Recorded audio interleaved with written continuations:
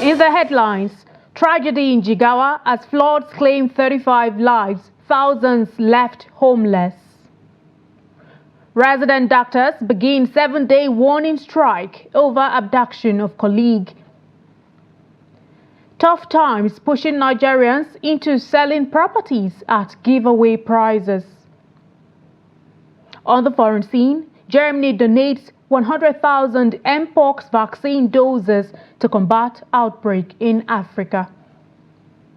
Good evening and welcome to the news update on Trust Television. I am Aisha Salihu.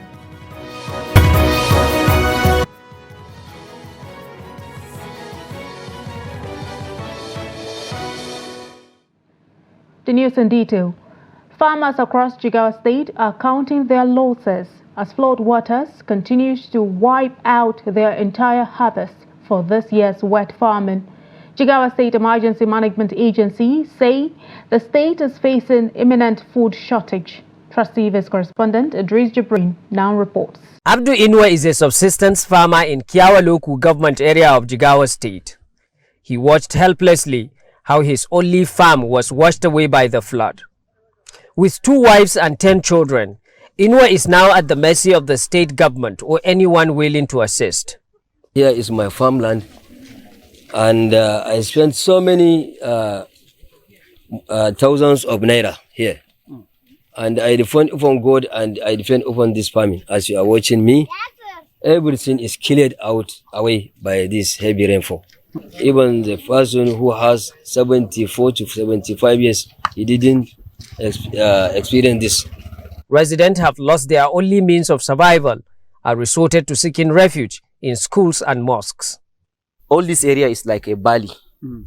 So whenever rain fall to all the places like Sabongari and many other places, the water will be coming down here. And whenever it comes down here, it has no exit to go out. So that is why it will overflow all this area, because if you look at inside here, it is about 1,000 of houses where some are collapsed and all the people inside have migrated from the place because of the flooding. Jigawa State has 27 local government, out of which 17 are affected by the flood. The government says over 50,000 people are currently displaced across the affected local government areas. The death toll now is almost 35. Okay. Well, you know, it keep on increasing. Even the IDPs keep on increasing because of the continued rain. Before we assumed that it is only the dam that will give us this havoc. But unfortunately, it's not the dam now. It's just the heavy downfall. Which about 53,000 persons that are displaced, that are affected. In a household, you will see 5-10 people that are involved. As one of the poorest states in northern Nigeria, but the most agriculturally viable in the country, Jigawa farming communities have so far lost almost all their entire harvest to flood as residents express concern over imminent food shortage this year. Idris Jibrin, Trust TV News.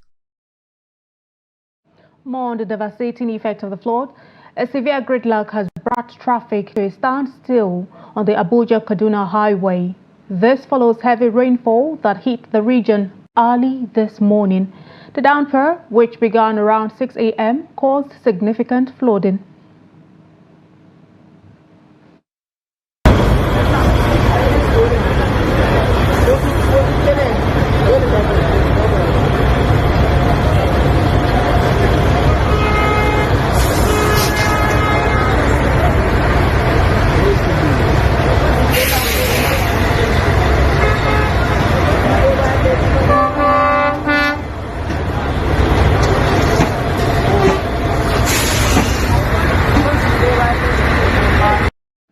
And to labor matters in the health sector, resident doctors at the National Eye Care Center in Kaduna have begun a 1-week warning strike to protest the abduction of their colleague, Dr. Ganiya Popola, who was kidnapped 8 months ago.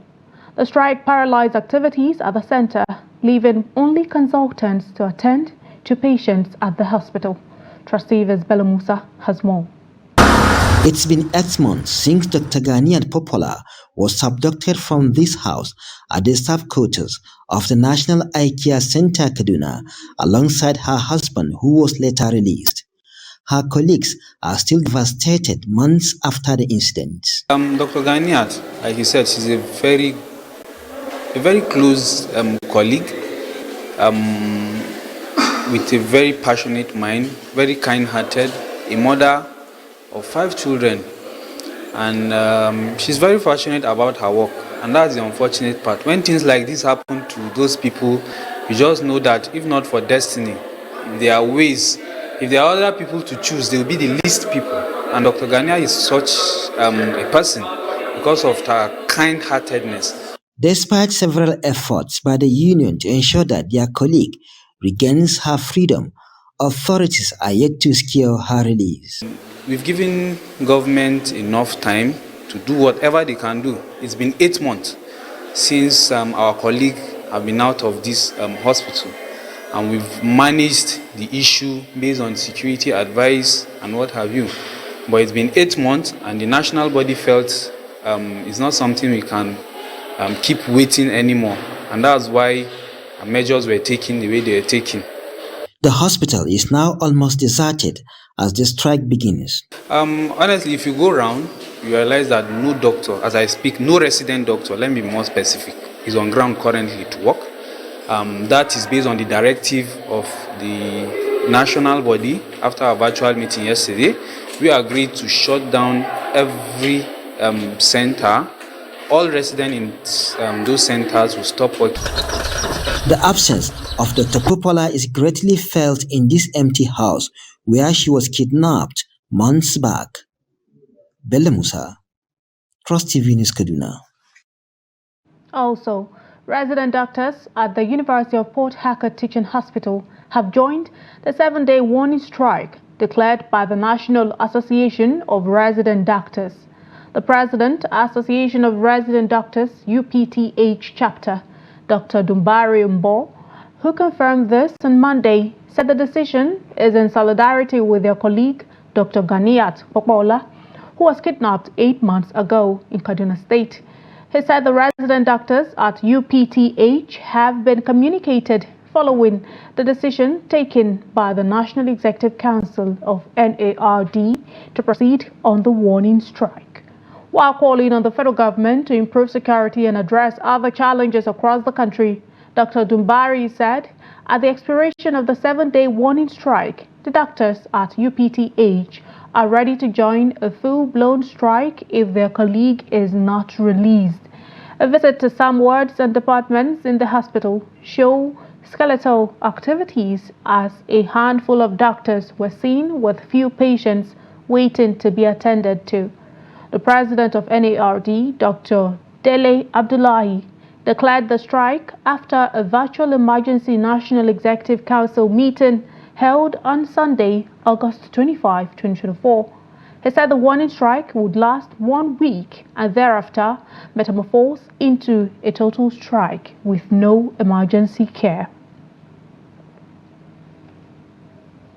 The father of 2 children kidnapped in Jos, Plateau State, has shared details about the harrowing incident. The abduction occurred on Wednesday with the children taken by a suspected kidnapper in the area. The suspect was later apprehended by vigilant residents in the Nepa community where the children were being held for ransom. Musa completes the report. The suspected kidnapper, now in custody at the anti-kidnapping unit of the Plateau State Police Command, successfully extorted a ransom of 1.5 million naira. The victims, both 4-year-old children, a baby and a girl, were held captive for 3 days before being rescued. Their father has recounted how the kidnapper first made contact with him, initiating the ransom demand. I received a call from private number that my children that I'm looking for, they are with them. I said, okay, what do you want now? So by that time, I realized that the children are kidnapped since they are asking me for ransom. I said, okay, what do you want now? He said he wants 70 million if I want my children to be alive before tomorrow, Saturday. I said, I don't have that huge amount of money. I will not pay that huge amount of money. Then he said, okay, how much am I going to pay? I said, I'll pay 1 million. He refused. He just off his phone. Then later, he still called me again. I said, so he said they decided I will pay 5 million. I said, no. Later on, we just agreed at 1.5 million naira. A vigilante and a local resident who requested anonymity have also provided insight into how the kidnapper was apprehended. To shi wannan bawan Allah mun kama shi ne sakamakon inda ya dauko yaron yazo ya ajiye wani kango ne a can bayan anguwanmu. Akwai magina da suke wucewa sai suka ji kukan yara. He was arrested when he returned to the unoccupied building where he had left the minors.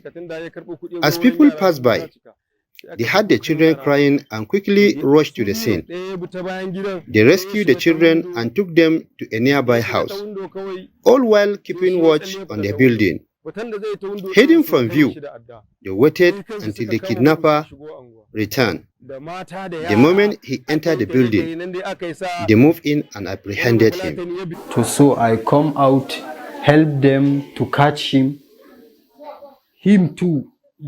People approached the building armed with bamboos, shovels, and other makeshift weapons. The kidnapper initially tried to escape, but was quickly overpowered.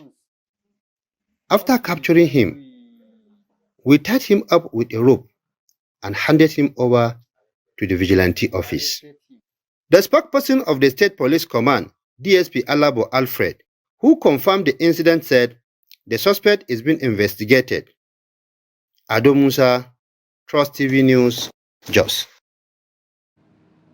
The Inspector General of Police, Kayode Egbetokun, on Monday ordered a manhunt for sponsors of members of the proscribed Islamic movement in Nigeria, popularly known as Shiites, as well as those who killed 2 policemen. At least a trader was shot dead, while 2 police officers were killed in the clash between police and the group at popular Wuse Market, Abuja, while no fewer than 3 police vehicles were set also ablaze. The Commissioner of Police in the Federal Capital Territory, Bennett Igwe, while expressing his displeasure over the killing of 2 of his operatives on Sunday, vowed that the force would hunt down those involved in the dastardly act. Reacting to the incident, which happened in the nation's capital, Egbetokun, through the spokesman of the force, ACP Olumuyiwa Adejobi, said members of the group have murdered peace. That members of the Shiite movement, or whatever the IMN, whatever they call themselves, decided to come out en masse to attack the policemen. You people saw them, you saw their dead bodies, and killed brutally. 2 of them are already dead. 4, including the woman police, is unconscious, all of them, with different injuries they inflicted on them. Some with different, some gun, some cutlass, some to kill policemen on uniform. So I just decided to say, for the fact they are not provoked, they did it willingly because they have agreed to attack security agencies and for no just cause. So I want to tell them and assure them that for the fact they have started this war and provoked, we are going to hunt them. We cannot leave it to go like that. We are going to hunt them, no matter where they are. I assure them very well that we are going to hunt them. Meanwhile, there was chaos at the Wuse Market in Abuja on Monday afternoon, with traders closing their shops and visitors running out of the facility for safety. The development comes a day after a clash between the police and members of the proscribed Islamic movement in Nigeria, better known as Shiites, around the junction leading to the market. The policeman and the trader, 2 policemen and a trader, were confirmed dead. during the Sunday incident, with Shiites also saying it lost an undisclosed number of people. The Monday afternoon fracas, according to sources in the market, was caused by the Market Management Agency over a plan to reinstate a sacked official as a market manager. Usman Kamba, a trader in the market, said the officials went round the market on Monday afternoon announcing the plans to appoint the said official, simply known as Musa, as the new market manager. Musa, a former task force leader of the market, was accused of instigating violence a few months ago that led to the burning of some shops after a trader was shot dead by the security officials attached to a mobile court. More on security matters. Operatives of the Kaduna State Police Command have foiled 2 bandits attacks, rescued 5 kidnapped victims and neutralized 2 kidnappers. The command spokesman, ASP Abubakar Sadiq, disclosed this in a statement on Monday. Sadiq stated that the command received a distress call on Sunday about a bandit attack on Lying Minister Village in Malumfashi local government area of the state. He said during the attack, 5 people were kidnapped. He said upon receipt of the report, operatives were quickly mobilized and dispatched to the scene and successfully rescued all victims unhurt, and the assailants succumbed to the superior firepower of the operatives and fled the scene with varying degrees of bullet injuries. Troops of 1 Division Nigerian Army Kaduna have killed a terrorist and recovered a cache of arms and ammunition during a clearance operation in the state. The acting Deputy Director, Army Public Relations, Lieutenant Colonel Musa Yahya, in a statement in Kaduna on Monday, said the operation was conducted in the general areas of Sabon Birni, Dogon Dawa, Maidaro, Ngede Alpha, and Rafin Kaji on Sunday. He said during the operation, troops made contacts with terrorist elements, leading to a firefight that resulted in the killing of 1 terrorist, while others fled with suspected gunshot injuries.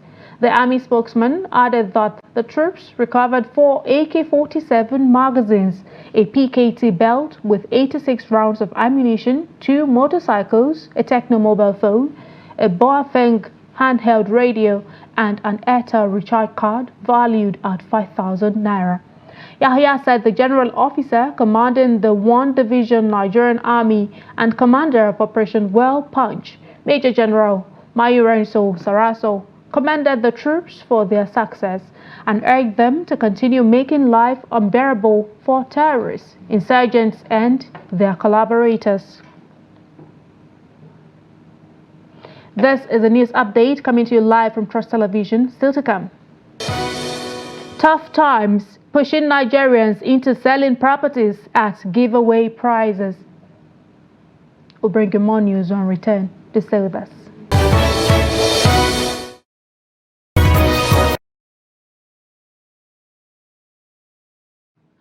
Welcome back and thank you so much for staying with us. Let's take another look at some of our top stories.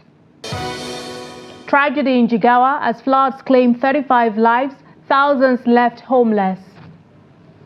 Plus, resident doctors begin 7-day warning strike over abduction of colleague. And to more stories. President Bola Tinubu has approved the appointment of new Directors General for the National Intelligence Agency and the Department of State Services. Tinubu named Ambassador Mohammed as the new Director General of the NIA, while Adeola Oluwatosin Ajayi is the new Director General of the DSS. Tinubu spokesman Ajuri Ngolale disclosed in a statement on Monday. Ambassador Mohammed, according to the statement, has had an illustrious career in the Foreign Service since joining the NIA in 1995. He had served in various roles, culminating in his promotion to the rank of Director and his subsequent appointment as the head of the Nigerian mission to Libya. The 1990 graduate of Bayero University, Kano, had served in North Korea, Pakistan, Sudan, and at the State House, Abuja. Ngolale said the new DSS Director General Adeola Ajayi rose through the ranks to attain his current post of Assistant Director General of the service. He had, at various times, served as State Director in Bauchi, Enugu, Bayelsa, Rivers, and Kogi. The new appointments follow the resignation of the previous NIA and DSS chiefs. President Tinubu, according to his spokesman, expects that the new security chiefs will work to reposition the two intelligence agencies for better results and charge them to bring their experience to bear in tackling the security challenges bedeviling the country through enhanced collaboration with sister agencies and in surgical alignment with the Office of the National Security Advisor. The Academic Staff Union of Universities and the federal government have postponed the meeting earlier scheduled for Monday to address all unresolved matters obstructing the development of Nigerian universities. The president of ASUU, Emmanuel Shodeke, told newsmen on Monday that the meeting will no longer be held as earlier announced by the Minister of Education, Tahir Maman. Although no reason was given for the postponement, the meeting is now expected to be held on Wednesday, August 28. ASUU, a few days ago, issued a 21-day notice of strike to the federal government over several unresolved issues, notably Emergency Revitalization Fund of Public Universities, payment of outstanding earned academic allowances, and release of withheld salaries, promotion arrears, and third-party deductions from its members. The other issues include stoppage of illegal recruitments, proliferation of public universities and abuse of universities' laws, removal of universities from the Treasury single account, as well as new IPPS to herald the autonomy of universities. Grapple with a harsh economic climate, a growing trend of distress sales is emerging, with people selling their possessions to make ends meet.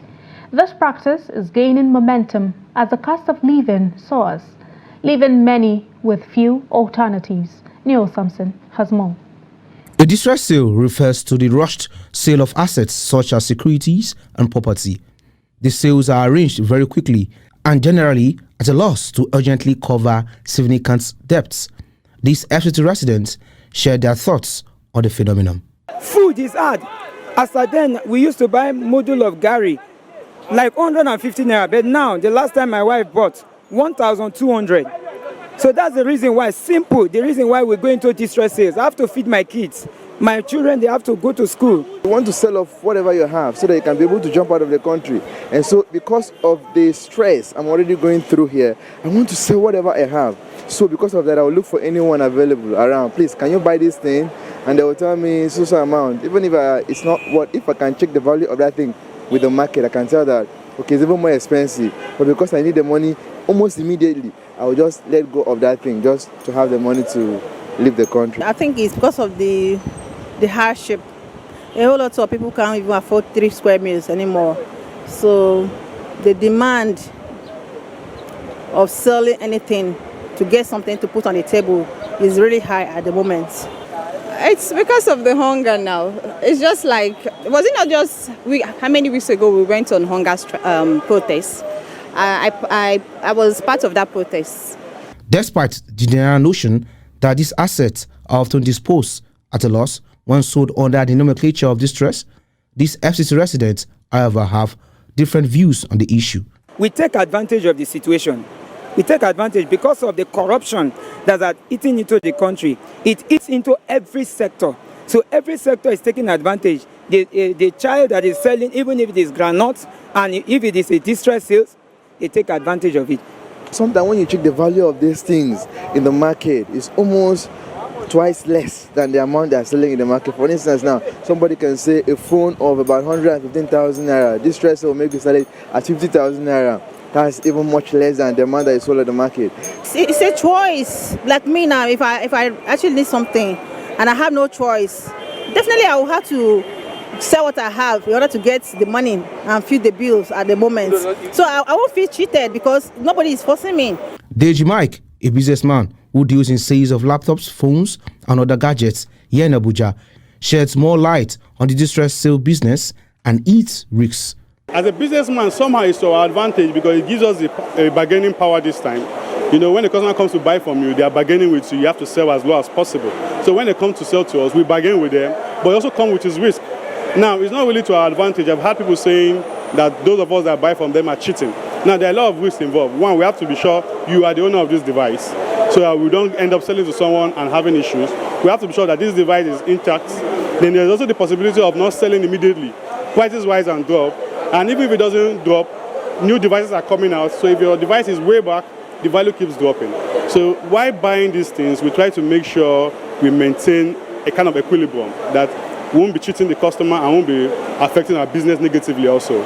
With economic downturn seen as one of the major reasons for the increase in distress sales in Nigeria, Nigerians are appealing to the central government to address issues around the economy in order to ease the present economic tension.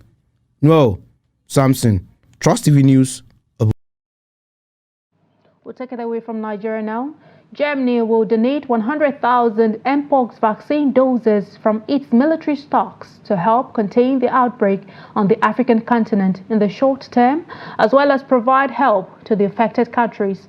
A government spokesperson who disclosed this on Monday also said the government will provide the World Health Organization with flexible financial resources via various instruments to combat mpox and also support its partners in Africa through Gavi Vaccination Alliance.